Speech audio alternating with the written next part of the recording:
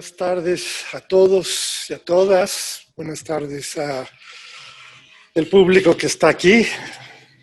Reitero mi felicidad de socializar con algunos de ustedes, pocos, pero de todas maneras eso hace un placentero estar aquí. Y por supuesto, un gran saludo a toda la gente que nos está siguiendo por streaming. Es ya el último día de actividades y esta justamente es nuestra última sesión académica como tal de nuestra reunión de investigación. Y esta sesión académica, pues también me llena mucho orgullo porque hacer ciencias sin generar cultura quedaría muy cojo nuestra función. Se ha caracterizado la RAI durante muchos años en que justamente se cierra con una conferencia que tiene el carácter, o que le hemos dado, el carácter de cultural en términos generales. Y en esta ocasión, aparte de cultural, transversalmente hablando, se va a tocar un tema muy importante.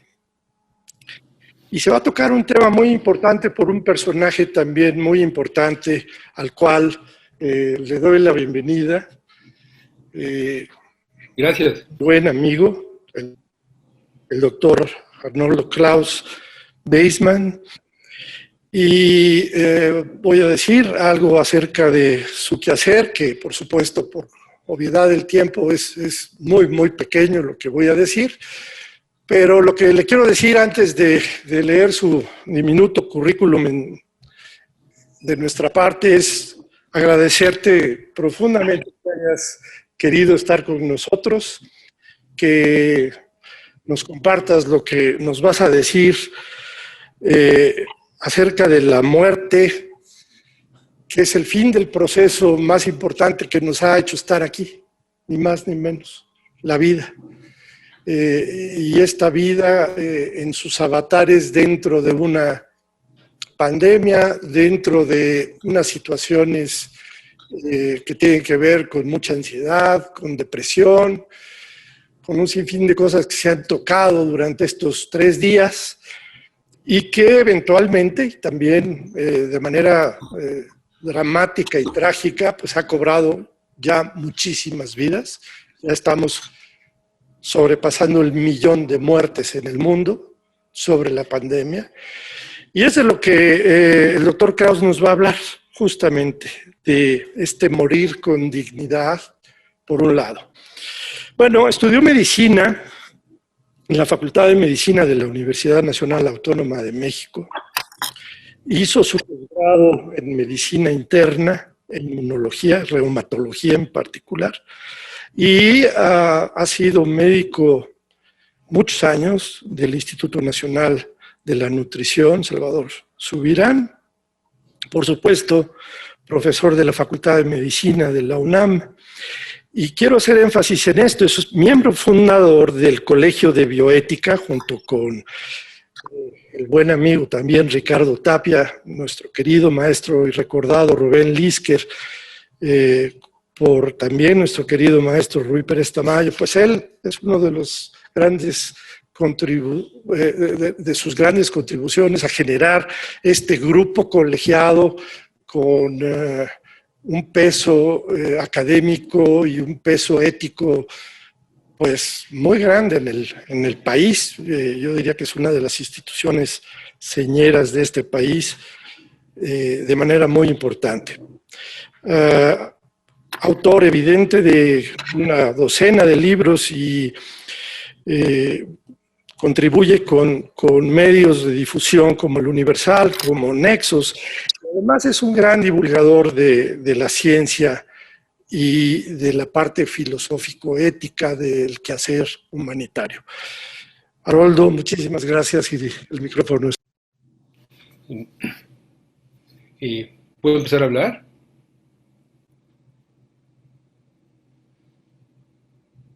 Ya, ¿sí se escucha? Sí, perfecto. Ya, bueno, empiezo dándole las gracias a Shoshana Berenson que me invitó y ahora por supuesto a Francisco Pellicer que hizo una presentación mía muy linda, muy sucinta, muy agradable, más que suficiente y creo que es importante empezar partiendo de la presentación amable de Francisco. Sí, pertenezco a un colegio laico. Cuando hablamos de temas tan ríspidos, que a lo mejor no deberían ser tan ríspidos como eutanasia y suicidio asistido, siempre parto de que este tipo de problemas, si es que son problemas, son parte de la vida, al igual que el aborto, al igual que la fertilización in vitro, al igual que lo denominado como bebés a la carta, debería de ser observado, tratado y pensado desde un punto de vista laico, con lo cual no quiero decir que denosto a las religiones, simplemente lo que quiero aseverar es que cuando estos temas se confrontan y se divide a la población entre creyentes y no creyentes, lo que se requiere es respeto. Yo respeto a las religiones y espero que los religiosos respeten las opiniones de los pensadores laicos, cosa que es inevitable, no sucede actualmente, es inevitable porque todo este tipo de pláticas tenemos que politizarlas, tanto a nivel de México como a nivel mundial, y si tenemos ahora mandatarios que invocan creencias religiosas, pues empiezan a dividir, yo diría con mucho peligro a las poblaciones. Podremos hablar de lo que ahora sucede en México, podremos hablar de Trump aquí arriba de nosotros, de Bolsonaro podemos hablar, o de lo que sucede en lo que era la Europa comunista como Polonia o Hungría, con unas inclinaciones ultra religiosas, no poco religiosas. Es decir, si temas tan interesantes, vigentes y necesarios como la eutanasia y el suicidio asistido no se confrontan bajo la luz de la laicidad, es muy complicado hablar, pero por ser complicado es obligatorio hablar. Y lo que tendría que decir también es que nosotros los laicos, yo me defino como laico y como libre pensador, no tratamos de convencer a las personas religiosas a que respeten nuestros pensamientos o a que estén de acuerdo con lo que hacemos, simplemente pedimos que no se agreda a las personas que están dedicadas a esto. Ustedes recordarán asesinatos de médicos que han practicado abortos en Estados Unidos por grupos ultra fanáticos, y eso sucede con una mayor o menor dureza en muchas partes del mundo cuando se habla de este tipo de problemas, cuando se habla de investigación con embriones, cuando se habla de clonación, etc. Aquí dividir a la población ha sido peligroso. Con esa apertura, con esa pequeña introducción, siguiendo lo que decía amablemente el doctor Francisco Pellicer, entro en el tema de la eutanasia y el suicidio asistido. El tema de la eutanasia y suicidio asistido es un tema cada vez más vigente, y es cada vez más vigente por el tremendo ascenso e imparabilidad de la tecnología. Ya hablaba Neil Postman, un gran pensador, que creó el término tecnopolio y tecnofobia y tecnofilia, del mal uso que se puede hacer de la tecnología cuando se abusa de ella o cuando se mal usa y nos convertimos realmente nosotros en rehenes de ello. Habría que recordar lo que dijo hace muchos años este gran pensador norteamericano Thoreau, que además era antiesclavista y era pro-mexicano y era un gran pensador que cuando se dio cuenta que habría que abrir brechas, estoy hablando de 1850, 1880, en la sociedad norteamericana, decidió irse a vivir solo al famoso lago Walden, que quizás ustedes hayan oído de este lago, y si no han leído a Thoreau, les recomiendo mucho que lo lean, pero Thoreau habló una de las grandes vertientes y una de las grandes brechas para que pensemos en el poder de la tecnología. Yo, Arnoldo Krauss, aprecio a la tecnología, pero también la desprecio. Thoreau decía, y repito sus palabras, él se fue a Walden, a un lago, en donde quería demostrar a la gente que es fácil vivir de acuerdo a los regalos de la naturaleza. Construyó una pequeña cabaña, vivía de lo que pescaba, de los árboles frutales del agua del lago, y así estuvo cerca de 2 años en ese lugar. Y hacia el final le tocó observar cómo pasaban los primeros trenes de vapor cerca de su cabaña. No lo sabía hasta entonces. Hasta entonces eran carretas y ruedas y transporte de alguna u otra forma. Cuando vio Thoreau el caminar, el rodar de los trenes, y en aquella época eran de vapor, él se cuestionó y preguntó, caray, me preocupa que en el futuro nosotros nos convirtamos en los rehenes, en los prisioneros de la tecnología. Esto lo dijo hace más de un siglo y se ha convertido en verdad lo que dijo Thoreau, como lo que dijo Postman o como lo que dijo Aldo Leopold, al cual mencionaré brevemente después cuando hable de la bioética en la actualidad. Aldo Leopold es realmente uno de los grandes fundadores de la bioética. Entonces, yo creo que la tecnología y nosotros que somos médicos hay que verla con cuidado, hay que apreciarla con cuidado y hay que saberla utilizar, no que nos utilice la tecnología, lo cual estoy seguro que cada vez sucede más, sobre todo en hospitales donde se cuenta con recursos y en hospitales donde han desaparecido los clínicos, los médicos clínicos. Yo presumo de haberme entrenado y haber estado muchos años en un hospital donde la clínica era la reina, donde la clínica decidía, y eso no sé la situación actual en el Instituto Nacional de Psiquiatría, pero me aterra saber que en muchas consultas privadas y en muchos lugares de Estados Unidos, antes de ver al enfermo, en la consulta que sea, se solicitan resonancias o se solicitan exámenes antes de que el médico haya posado la mirada sobre la mirada del enfermo o palpado el cuerpo. Habiendo dicho esto, insisto, eutanasia y suicidio asistido por el ascenso de la tecnología son cada vez términos más necesarios y discusiones más pertinentes. La siguiente, por favor. John Donne, un gran poeta, ustedes se acuerdan que él decía que el mundo es una isla, que el mundo no puede estar separado, que cada ser humano es como una isla, y así tenemos que vivir. Y él decía, como ustedes pueden leer en esta transparencia, y lo cito, decía Donne, que como ustedes ven, también murió hace mucho, a principios de 1600, del siglo XVII. Él decía, así como la enfermedad es una gran miseria, la miseria principal de la enfermedad es la soledad. John Donne, 1631, fecha de su muerte, tuvo razón cuando dijo eso, tuvo razón cuando todavía no existía la aparatización del ser humano, la aparatización de la medicina, y trato de subrayar la palabra aparatización, porque no aparece en el diccionario de la Real Academia, y no es una palabra mía, es una palabra de Jaspers, del filósofo Jaspers, del cual diré brevemente unas palabras. A mi mano derecha, no sé del público, se ve un cuadro maravilloso de Luigi Nono, que se denomina convalescencia.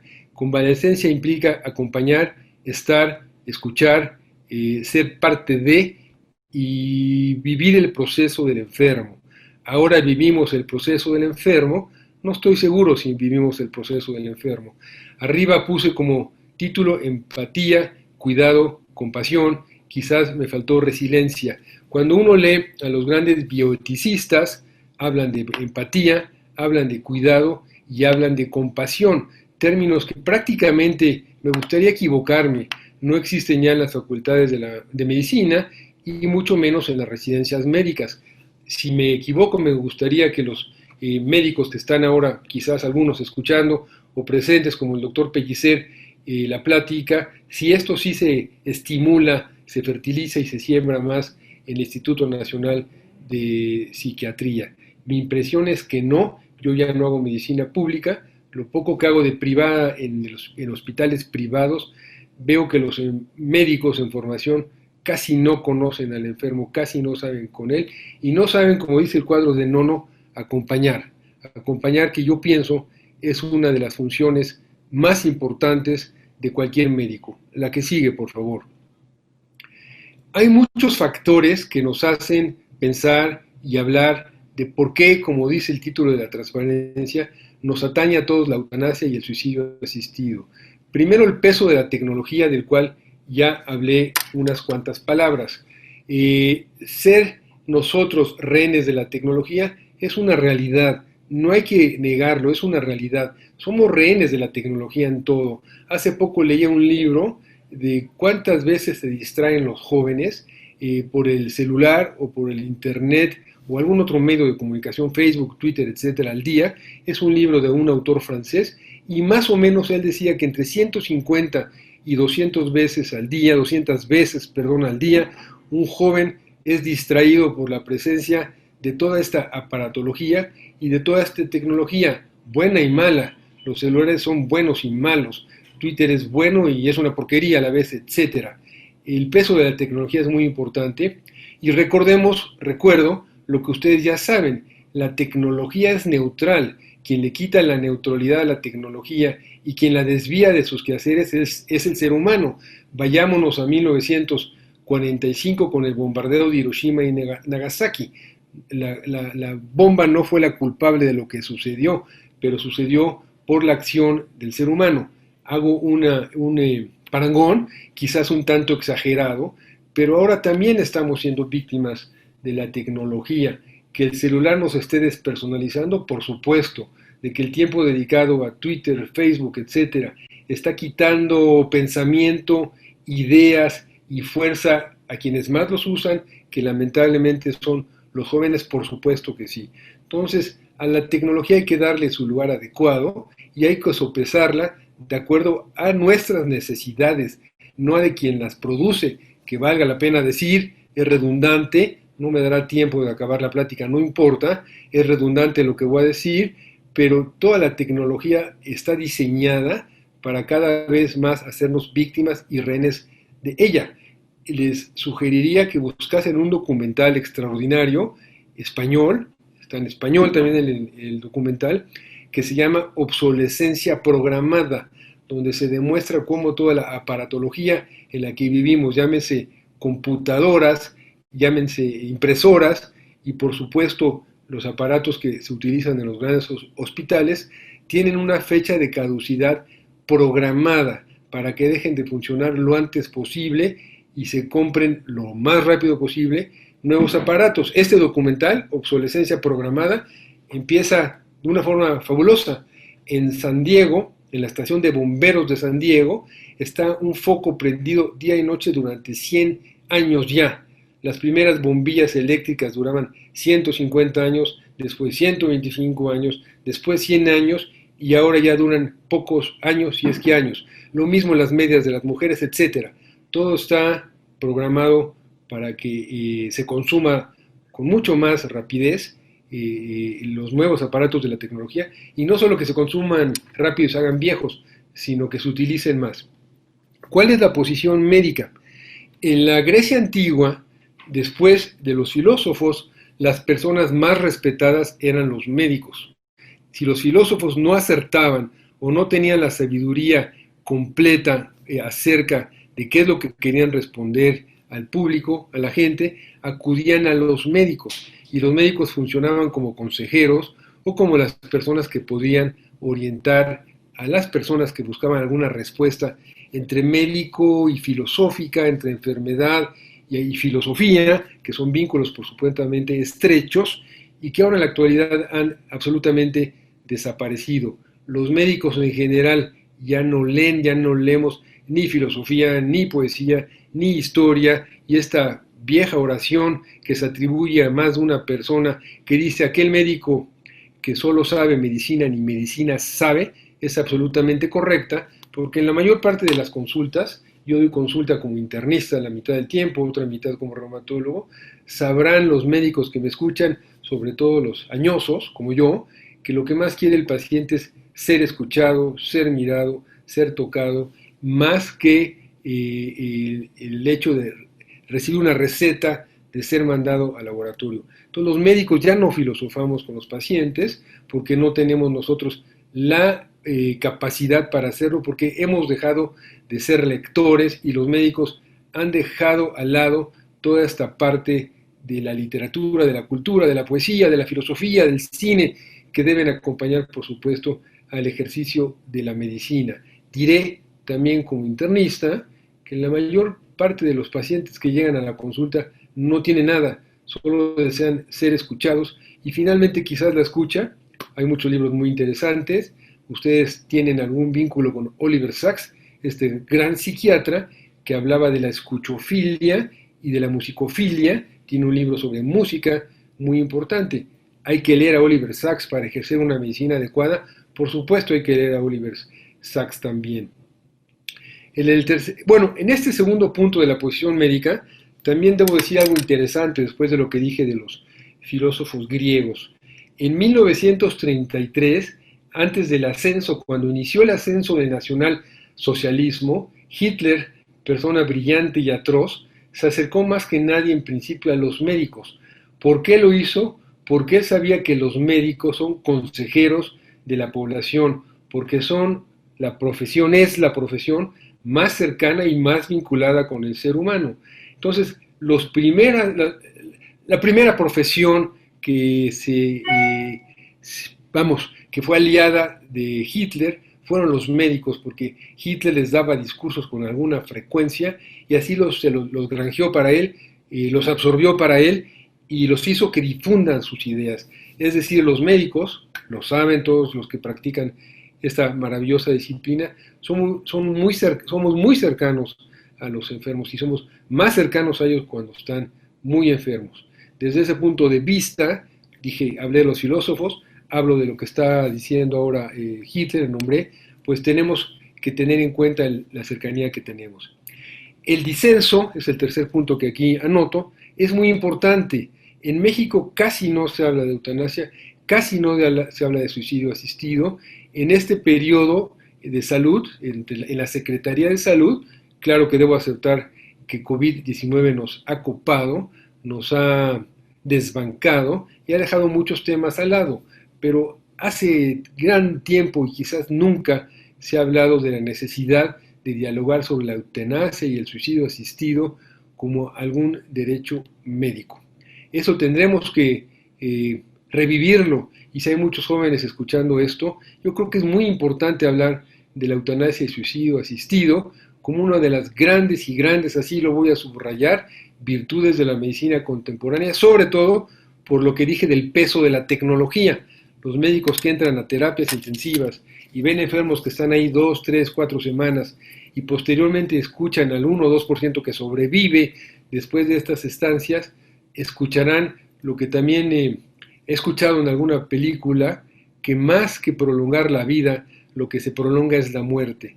Eso hay que saberlo como médicos, y hay que decidir uno con sus seres cercanos, si tenemos la obligación o no de pensar en la eutanasia y el suicidio asistido, acotando rápidamente que como médico, yo me implico en estos temas, sí me implico, no tenemos el derecho de sugerir ni la eutanasia ni el suicidio asistido, pero si regreso a lo que comentaba al principio, sí tenemos la obligación de escuchar, y en estos temas tan ríspidos como el final de la vida, la obligación se reproduce en forma geométrica, y ahí es donde se puede orientar al enfermo, a la familia del enfermo, a quien esté en favor de finalizar con dignidad, esa es parte de las palabras que voy a repetir, dignidad en esta plática, finalizar con dignidad su vida.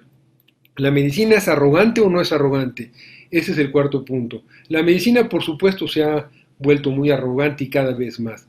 Un poco por el peso de la tecnología, otro poco por el costo de la medicina, otros muchos pocos por la imposibilidad de acudir a centros hospitalarios que estén bien dotados económicamente, con médicos que tengan contacto amplio y suficiente con los pacientes y que no den consulta de 6-7 minutos, sino que conozcan al enfermo y otra serie de etcéteras. La arrogancia de la medicina interna ya nos lo advertía Ivan Illich en este gran libro que se llama Némesis Médica, el cual también recomiendo leer, en donde él hablaba y señalaba que los médicos se han alejado del paciente porque tienen una serie de instrumentos en sus manos, empezando por el viejo estetoscopio del ENEC, hasta una vez cada mayor parafernalia médica, muchas veces útil, por supuesto, pero en muchísimas circunstancias inútil. Habría que releer a Illich para hablar de la arrogancia de la medicina,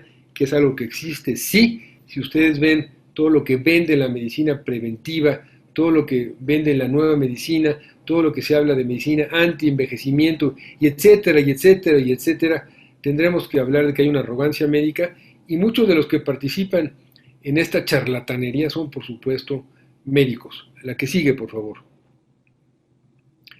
Este es un panteón muy interesante, es el Panteón de Praga, es un panteón judío, en donde hay abajo 9 tumbas, cada tumba tiene 9 tumbas abajo.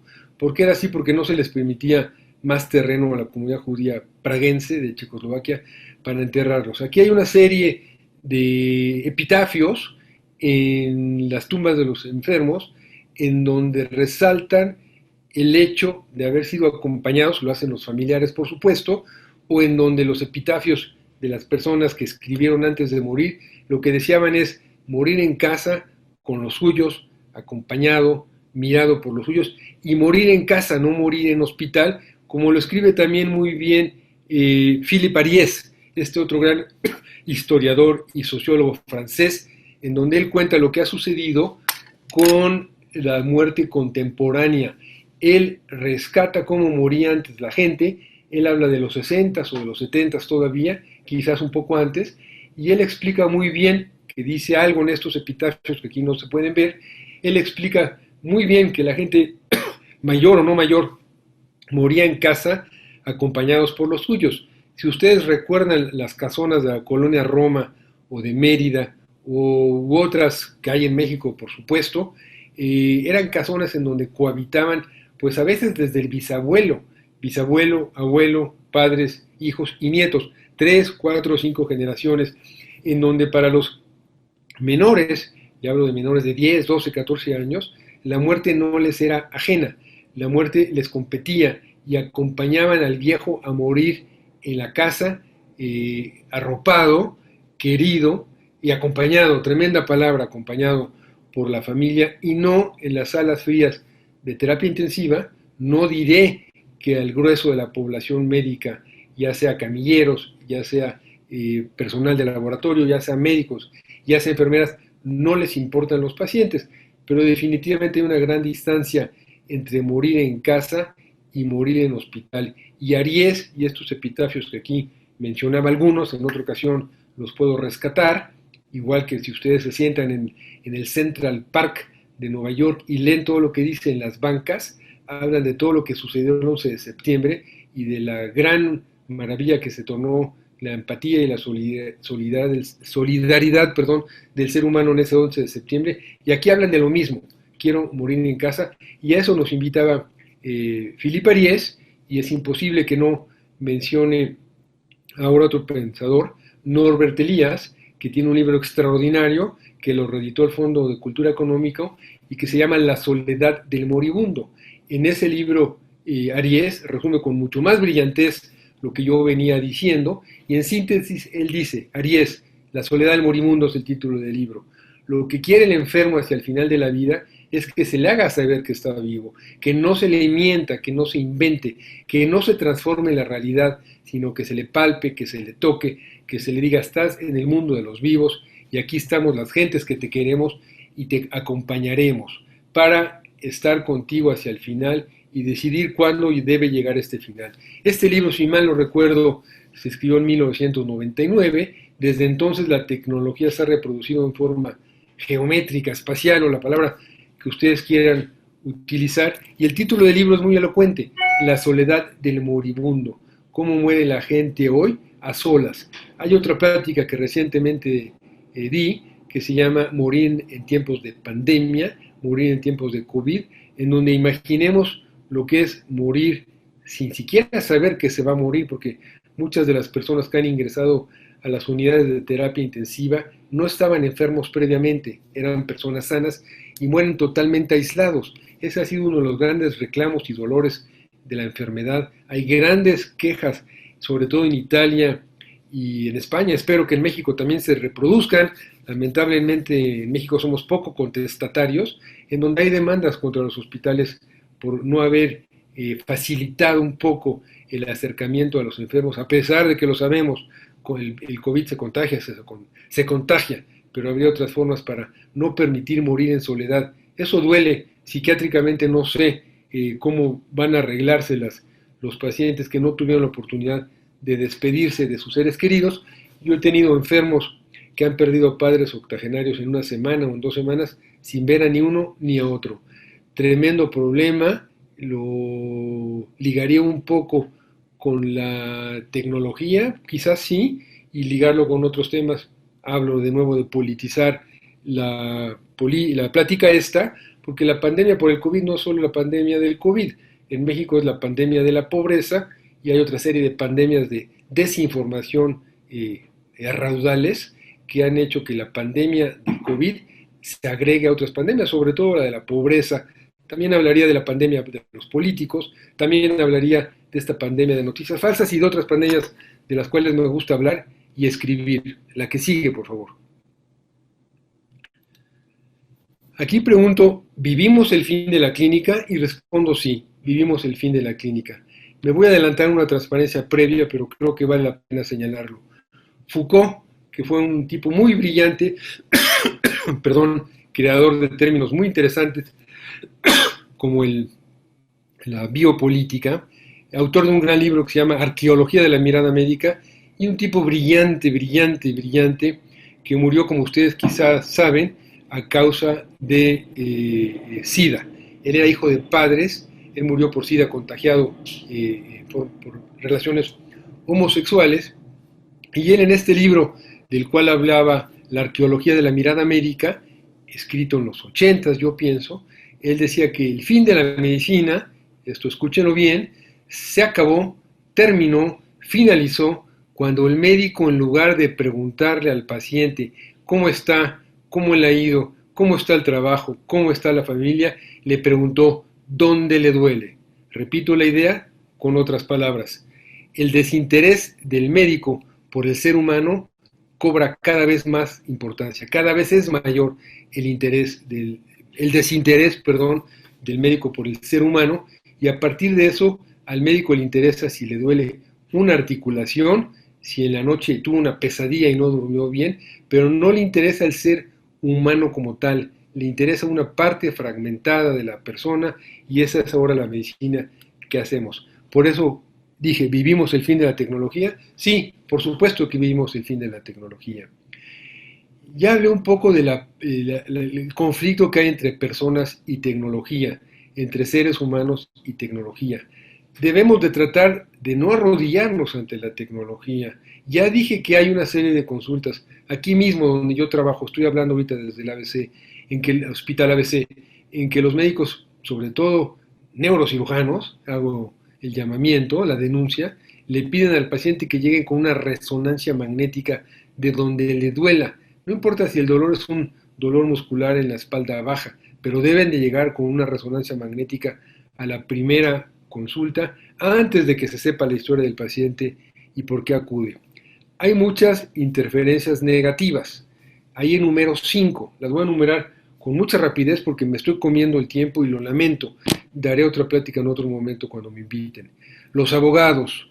John Ingelfinger, que era el editor del New England Journal of Medicine, ustedes conocen la revista, allá por los 70s, si mal no recuerdo, él escribió una editorial en donde decía que el fin de la medicina va a ser cuando los abogados se pongan entre pacientes y los médicos. Eso ya lo vivimos. En Estados Unidos es una realidad brutal y nos estamos acercando a esa realidad. En Estados Unidos ustedes conocen, y en México ya llegó, el término HMO, Health Maintaining Organization, que es lo que implica que compañías aseguradoras le compran al médico su clientela, le pagan una anualidad de X monto, de X cantidad, pero el paciente ya deja de ser paciente del médico, sino que se convierte, en un paciente que carece de nombre, carece de interés para la compañía aseguradora, y la labor del médico es ser una forma de portero, el menor número de exámenes, que eso me suena bien, si se hace clínica, el menor número de interconsultas, procurar no hospitalizar, procurar no dar medicamentos caros, todo lo cual sigue alejarse del paciente, que también hay que agregar que en los HMOs hay una nueva especialidad entre enfermería y medicina, que es los que atienden a los enfermos, y es muy raro ahora hablar con un médico en Estados Unidos. Eso ya está llegando a México. Ingelfinger, por supuesto, tuvo razón. Ustedes saben lo que sucede con los medicamentos. Yo hablaré de antiinflamatorios que conozco como el Vioxx, o hablaré de las prótesis mamarias, que también conozco bien lo que ha sucedido con ellas por la generación de enfermedades autoinmunes,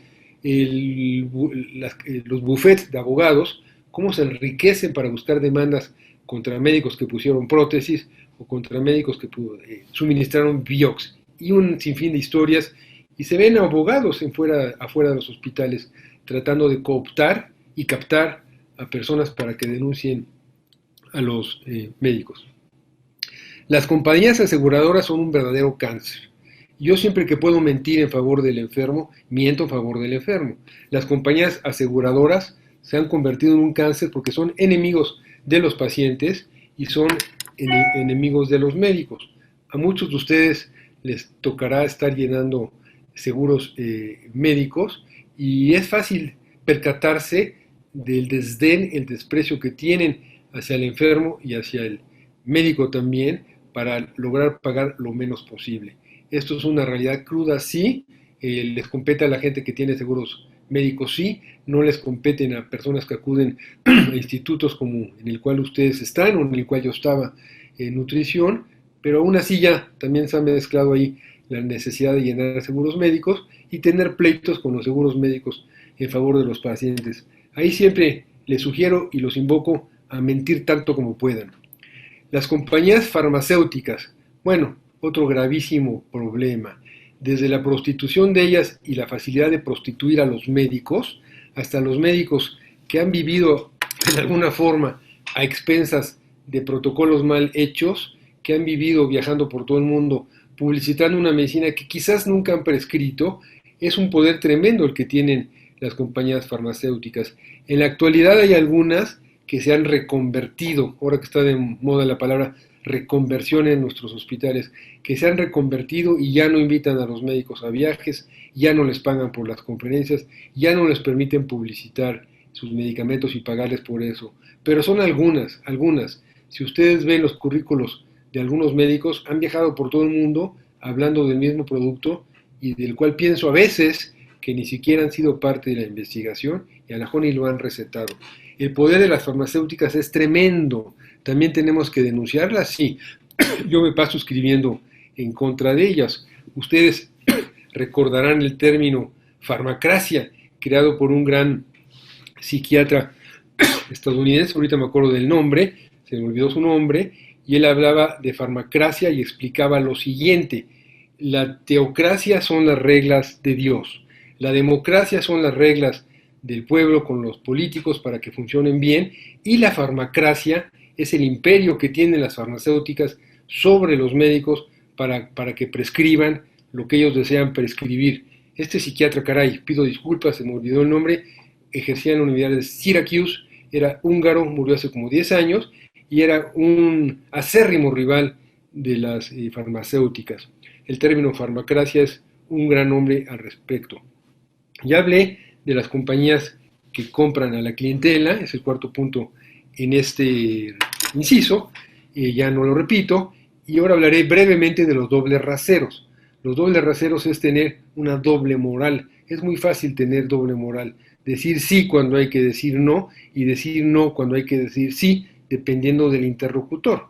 Actualmente lo vivimos en la política mexicana, por supuesto que lo vivimos, un día sí y el otro también. Hoy menos grave que mañana y mañana menos grave que pasado mañana. ¿Qué pasa con los hospitales? ¿Qué pasa con los laboratorios que les dan porcentajes a los médicos sotoboche y a veces no sotoboche por recomendar el uso de las instalaciones hospitalarias o de los laboratorios particulares o no particulares a los que ellos tienen acercamientos? En este aspecto, los médicos tenemos que actuar con la mayor neutralidad, y rescataría la palabra lealtad, otra palabra que se ha perdido, lealtad por supuesto del médico hacia el enfermo, y lealtad que no admite dobles raseros. No le puedo mandar a un hospital pacientes a internar cuando no lo requieren, no puedo solicitar que a fuerza se haga el paciente en determinado laboratorio los exámenes que yo requiero. Sí puedo solicitar que sea en un laboratorio de confianza o en un gabinete de confianza, que eso lo decide el paciente.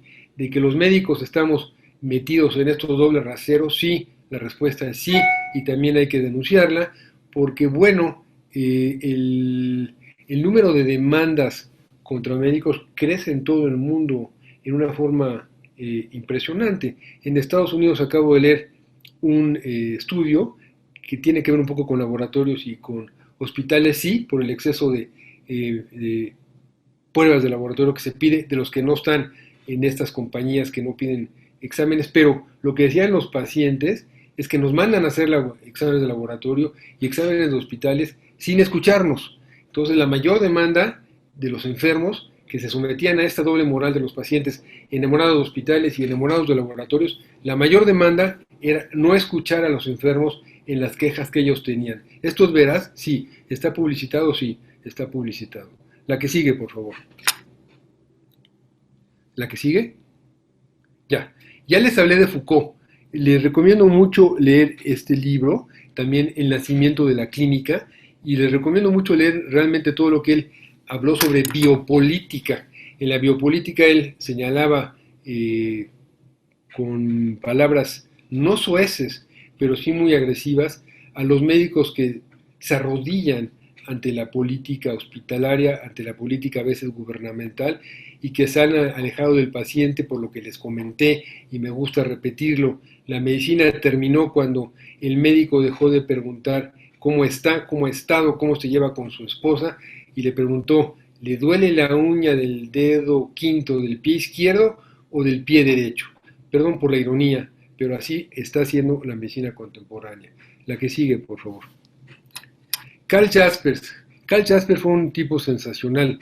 Si ustedes ven el título del libro, creo que sí se puede leer desde ahí, se llama La práctica médica de la era tecnológica, editado por Gediza. Es un gran libro. Él murió en 69, como también pueden ver en las transparencias. Él era filósofo, él tuvo que huir de Alemania porque estaba casado con una judía, él no era judío, tuvo que huir de Alemania, pero escribió este libro en los 50, en donde hablaba precisamente de cómo el médico empieza a alejarse y hacía un análisis bastante inteligente del paciente, del enfermo, de sus dolencias, de sus quejas, de sus agobios y preocupaciones, porque empezaba a enamorarse de la tecnología. Hay que pensar por qué nos opta con tanta facilidad la tecnología. Nada más pensemos en el celular. Pensemos en un ejemplo, si quieren, más cercano a nosotros, que son las resonancias magnéticas.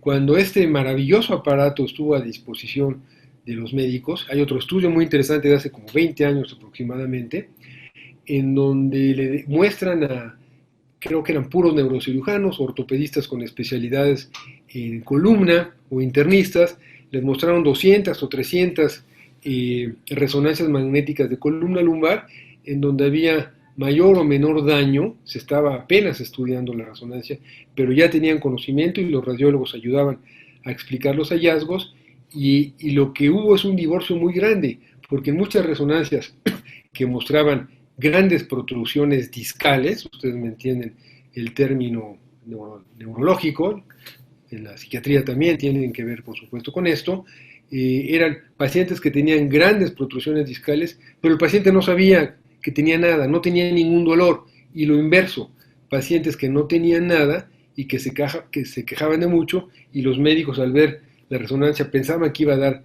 datos típicos de alguna compresión discal. Esto hay muchas reproducciones de este tipo de problemas, incluso en patología, que para mí el tejido es el estándar de oro, también ahí hay grandes diferencias. Hay un estudio muy interesante de este gran e inmenso médico mexicano que ahora ya se dedica solo a escribir, también tienen que leerlo, Francisco González Cruzí, gran médico, gran escritor, gran patólogo, en donde demuestra cómo la lectura de un ganglio difería mucho entre patólogos avesados. Él es patólogo, él vive en Chicago, ya es profesor emérito del Children's Hospital de Chicago, pero también demuestra cómo podemos fallar, a pesar de la práctica médica de la tecnología, fallamos ampliamente. La siguiente, por favor. Bueno, esta transparencia a mí me encanta. Si ven a la derecha el cuadro, que es de Norman Rockwell, no puede haber una cara más seria, más pensativa, más inquisitiva y más, caray, tratando de buscar la verdad del médico con el estetoscopio, auscultando a la muñeca de la pequeña chiquita con una gran cara de preocupación. Esto debería ser, yo pienso, además del secreter y las velas que tiene atrás alumbrándolo a este personaje de Norman Rockwell, lo que debería ser la síntesis de la medicina, la cara de seriedad de la chiquita llevando a su muñeca a que sea auscultada por un médico que muestra preocupación, está viendo, no sé hacia dónde está viendo, pero quizás buscando luz que le ayude a saber qué está sucediendo. La que sigue.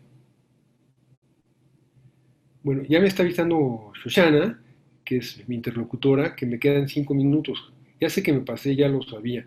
Voy a hablar 5 minutos más y me invitan otra vez a hacer esta plática en una cantina quizás y la ampliamos. No va a terminar la plática, no importa, pero sí me gusta dialogar con la gente. Peabody también invito a la gente que lo lea. Peabody era profesor en Harvard, en la Universidad de Harvard. Y él hizo un discurso muy interesante para los alumnos que se graduaban, creo que en 1920, de la Universidad de Harvard, que se graduaban de medicina. Él era un médico de lo que creo que ahí también se llamaba generalista o internista, y hay 2 oraciones muy rescatables de él y necesarias. Las voy a leer en voz alta. El tratamiento de la enfermedad debe ser completamente impersonal. El tratamiento del enfermo debe ser completamente personal. Es decir, la enfermedad es universal.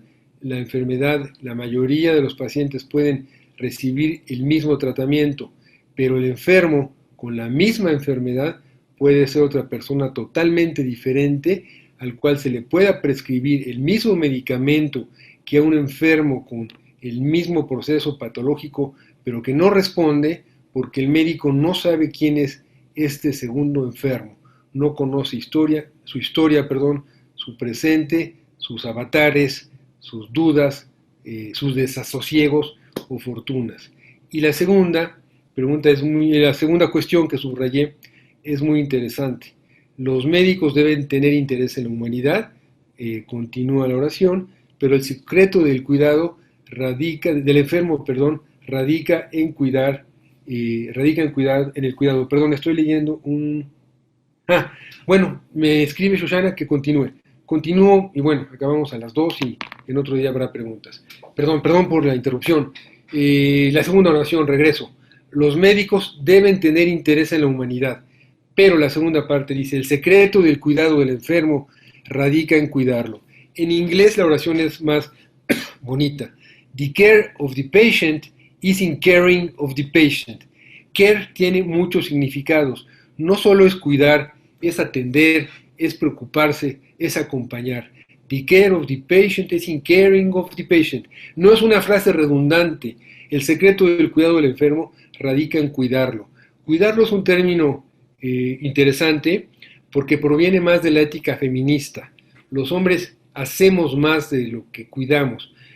Carol Gilligan, que ella habla de The Care of the Patient también, es una gran mujer que, si no me equivoco, todavía vive, habla de que el cuidado es una virtud femenina. Dentro de las virtudes de la ética, el cuidado es una de ellas, y ella habla de eso, de cuidar al paciente. Ella defiende que el cuidado es una práctica más femenina que masculina, lo cual no excluye a lo masculino, pero bueno, hago hincapié y subrayo esta palabra, cuidar. Él murió en 1927, pronto estaremos a un siglo. Les sugiero que lo busquen, Quizás ustedes como psiquiatras no lo recuerden, quizás en su época de medicina o medicina interna sí leyeron a Hurst, este gran libro de Hurst, William Hurst, un gran cardiólogo que no murió hace mucho, hace 10 años quizás. Él tiene un libro inmenso que se llama Cardiology, es un libro de 1500 páginas, no sé cuántas páginas tenga, no sé si haya todavía libros o todo sea vía electrónica, qué horror, pero bueno, era un gran libro y él vivía en Texas, era médico de Baylor Hospital y antes de morir, por supuesto, tiene que ser antes de morir, y el último año o 2 años ya estando enfermo en su casa, él invitaba a los médicos jóvenes a charlar con él, a estudiar casos, a analizar problemas, y era un honor ir a ver a Hurst. Hurst es un ícono, fue un ícono y sigue siendo un ícono en la medicina norteamericana, y ahí Hurst les hablaba de la cardiología que él ejercía, de la cardiología que ahora se ejerce, y al final, ya casi en uno de sus epitafios, antes de dejar un pequeño legado de cómo él vivió y vivía al último tiempo la medicina, invocaba y decía: Peabody, el autor de esta oración, ¿dónde estás? Necesitamos que regreses. Ya la medicina que yo viví ya no es la medicina que se ejerce actualmente. La que sigue, por favor. Bueno, esta es una gran caricatura. En Colombia ustedes saben que la eutanasia ya es válida. No sabemos mucho de la eutanasia en Colombia, pero es uno de los 6 países, creo que ahora son en total, en donde ya la eutanasia es válida. Matador es un inmenso caricaturista. Aquí pueden ver su nombre, Matador, arriba de la transparencia. Vean sus caricaturas en el periódico, es genial. Y lean lo que dice la caricatura. El perro dice, cuando nosotros estamos muy enfermos, nos aplican la eutanasia.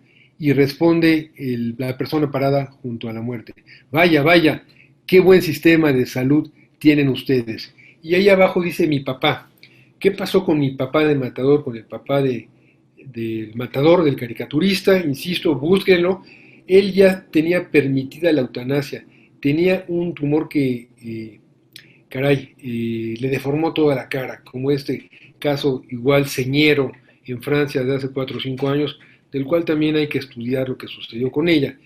Y cuando ya estaban a punto de aplicarle la sedación terminal, no me gusta usar solo la palabra eutanasia, sino la sedación terminal firmada por el padre, Ovidio se llamaba el padre, estoy recordando, por la madre y por el Matador y los hermanos, se interrumpió el proceso.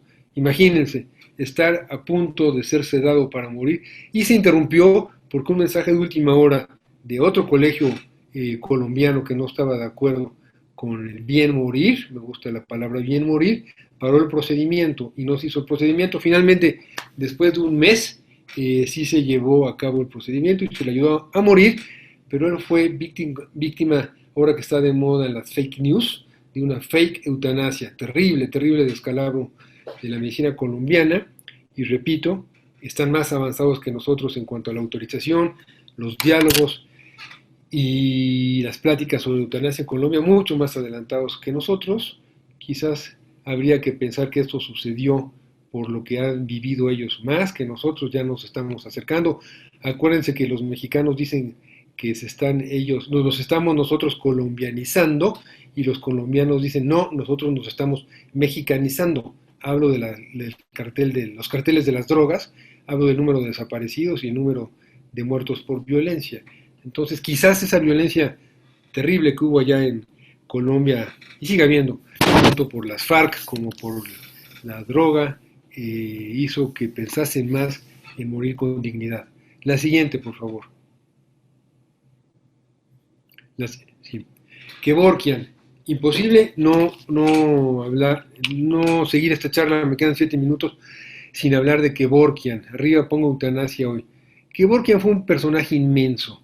Aquí tengo que decir otra vez, yo a nadie le pido de acuerdo que esté por la eutanasia, yo no abogo por la eutanasia, doy mis argumentos por los cuales pienso que al menos hay que reflexionar hondamente en la eutanasia, e intento no ser maniqueo, intento no manipular a la población, intento ofrecer, y habrá unas transparencias posteriormente, de los argumentos a favor y de los argumentos en contra de la eutanasia. Ya dije que yo nunca he sugerido la eutanasia, la he pensado en enfermos que ya deberían partir, pero nunca la he sugerido cuando se acercan a pedir mi opinión.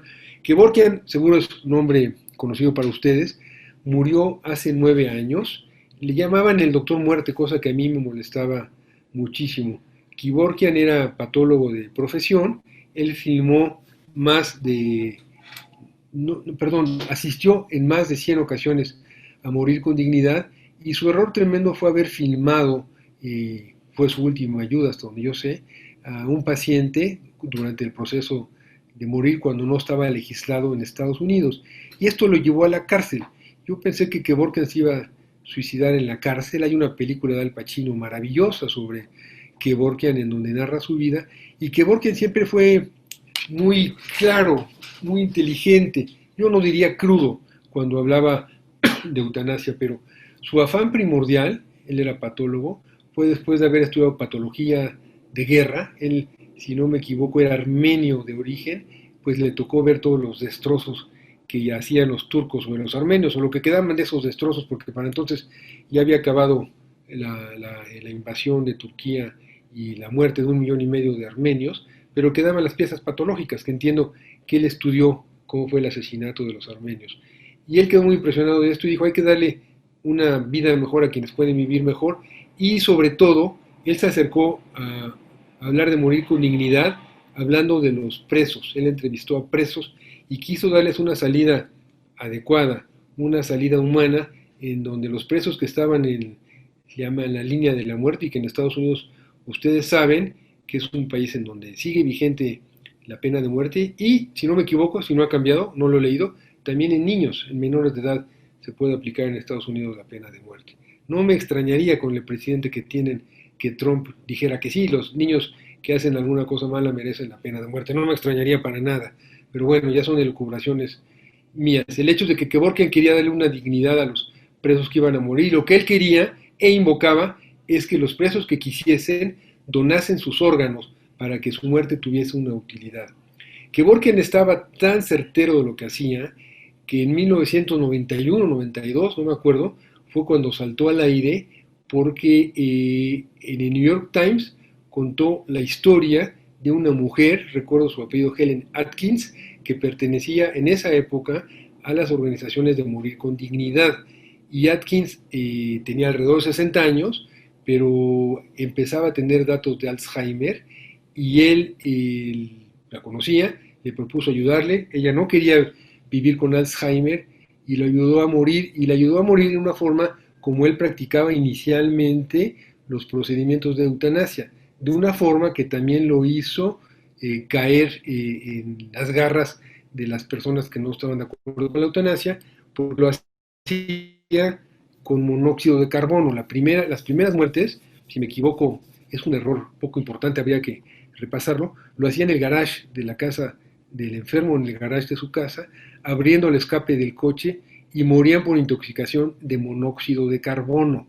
Esto le valió muchísimas críticas, porque la mayoría de los enfermos, de las personas que morían por la mal llamada eutanasia nazi, también hay que ver a qué llamaban los nazis eutanasia, de ahí viene también el mal nombre, morían por asfixia de monóxido de carbono.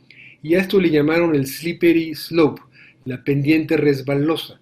Tú puedes hacer un acto que parezca bueno, como lo quería hacer Kevorkian, pero fue muy malo porque le recordaron a él y a los medios de comunicación en general que los nazis, sus primeros acercamientos para producir la muerte fueron a través de monóxido de carbono. Esto también le valió a Kevorkian muchas críticas que no fueron fáciles de sortear, y finalmente ya lo hizo por medio de soluciones intravenosas, que es la forma más fácil y más segura de hacerlo. Se esté o no se esté de acuerdo con Kevorkian, hay que leer lo que hizo Kevorkian, hay que leer lo que él abrió en Estados Unidos, para que la eutanasia aún no existe, pero sí existe el suicidio asistido, del cual ya no me dará tiempo a hablar, pero él abrió la puerta para que el suicidio asistido sea una posibilidad en Estados Unidos. Shoshana o auditorio, pregunto, son 2 para las 3, yo sé que a las 3 esto debe finalizar. ¿Qué hago? ¿Hablo un par de minutos más o qué hago? No sé si alguien me puede responder. Hola, aquí estoy. Hola, doctor. Pues... Puedo concluir, me salto hasta el final, concluyo y se me fue el tiempo, ya sabía. ¿Sí? ¿Hago eso o qué hago, Susana? Sí, por favor, concluir. Ok. Perdón, ¿me podrían poner saltar las transparencias? Quien me está ayudando. Sigan todavía. No, regresa al anterior. Al anterior. Ya, rápido digo, 2 cosas, 2 minutos más. Estos son médicos que piensan, ¿qué piensan los médicos acerca de las unidades de terapia intensiva? Voy a leer lo que está tatuado en el hombro, y abajo ven firmas de testigos. Arriba dice, no ponga a esta persona en soporte vital artificial de ningún tipo por absolutamente ninguna razón. Y el segundo renglón dice, sí hacer cuando esté muerto, tome todas las partes que se puedan rehusar y créeme el resto. La que sigue, por favor. Este es otro médico, no intubarse, lo tiene tatuado en el pecho, y no reanimarme. Y un electrocardiograma, que yo creo que el médico no era un buen cardiólogo, porque no está en paro ese electrocardiograma. La que sigue. Y finalmente, la penúltima transparencia de John Updike, que es muy interesante, hay que leer sus libros, y él decía una frase muy bella. Lo leo. Cada día nos despertamos un poco alterados, y la persona que éramos ha muerto. Entonces, uno podría decir, ¿por qué tener miedo de la muerte cuando la muerte llega todo el tiempo? La que sigue, que es la última. Les agradezco la invitación, pido disculpas por mi torpeza de no saber sintetizar. Los invito, y como en esto ya concluyo, a pensar en la necesidad de hablar sobre el tema de la eutanasia y sobre el tema del suicidio asistido como obligaciones no solo médicas, porque eso es un tema obligatorio para toda la población en general. Muchas gracias por haberme invitado, disculpas de nuevo por no sintetizar. Ya, Shoshana, ya no hablo. No, pues queremos agradecerle muchísimo esta magistral ponencia que nos dio. Ya aquí varios en el chat me han dicho que por qué no lo dejó más, que por qué no pudo continuar, pero debemos de seguir con la premiación en el instituto. Pero pues realmente todos los comentarios van a que usted nos hizo reflexionar sobre lo importante de humanizar y dignificar y acompañar tanto la vida como la muerte. Y pues bueno, aquí hay una serie de preguntas en torno que te haré llegar con mucho gusto, y ojalá y nos puedas volver a acompañar para hablarnos ahora del suicidio. Sí, muchas gracias, Shoshana, doctor Pellicer, asistentes. Bueno, pues hagamos la plática cuando ya le tengamos menos respeto al COVID, caray, menos respeto. Claro. Otro respeto diferente. Pues muchas gracias. Gracias por la invitación. Al contrario, muchas gracias, doctor. Hasta luego. Doctor Pellicer, no sé si quieras comentar algo más. Sí, para concluir, evidentemente, darte las gracias. Por supuesto que quedas invitado para una próxima ocasión, acabar de platicar, y esperemos que ya sea tete a tete. Lo haremos en una cantina mejor, Francisco. Bueno, eso va a ser antes. Bueno, o lo haremos ahí con todo el auditorio como un diálogo. Me gusta que sea un diálogo. Tengo que decir que el instituto ya te otorgó, la tengo yo, pero te la haremos llegar, esta medalla conmemorativa con la efigie de nuestro fundador, el doctor de la Fuente, y un abrazo muy grande y muchas gracias. Gracias a ti, muchas gracias por haberme invitado. Gracias. Gracias, te hacemos llegar la medalla. Muchas gracias por todo. Gracias. Bye.